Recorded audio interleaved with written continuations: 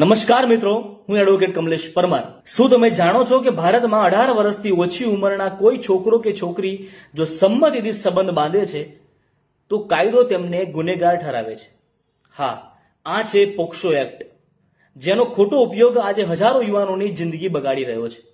હાલની કાનૂની સ્થિતિ એવી છે કે 18 વર્ષથી ઓછી ઉંમર એટલે કે કોઈ પણ સંબંધ એ ગુનો છે।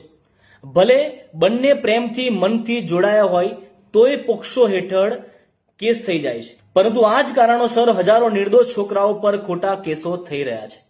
છોકરીના પરિવારજનોને સંબંધ પસંદ ન હોય તો તરત જ પોક્સોનો ગુનો મૂકી દે છે। પ્રેમ કરનારા છોકરાઓ સીધા ગુનેગાર બની જાય છે, તેમના ભવિષ્ય પર કાળો ડાઘ લાગી જાય છે।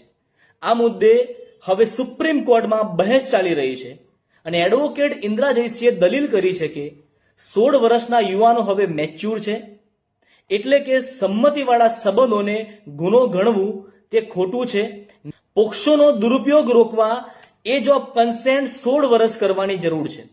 એડવોકેટ ઇન્દ્રા જયસિંહે સુપ્રીમ કોર્ટમાં દલીલ કરતા કહ્યું છે કે પોક્સોનો દુરુપયોગ રોકવા માટે એજ ઓફ કન્સેન્ટ એટલે કે ઉંમર 16 વર્ષ કરવાની જરૂર છે, જ્યારે સરકારનો વાંધો છે કે જો ઉંમર ઓછી થશે તો કેસો વધવા લાગશે અને કેસો વધશે, એટલે કે 18 વર્ષની ઉંમર જાળવવી જોઈએ।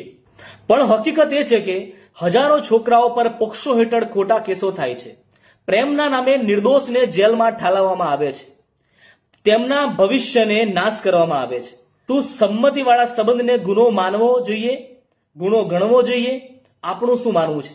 હવે સવાલ તમારા માટે છે કે એજ ઓફ કન્સેન્ટ એટલે કે ઉંમર 18 વર્ષ જ હોવી જોઈએ કે પછી તેને 16 વર્ષ કરવી જોઈએ, જેથી નિર્દોષ યુવાનો બચી શકે?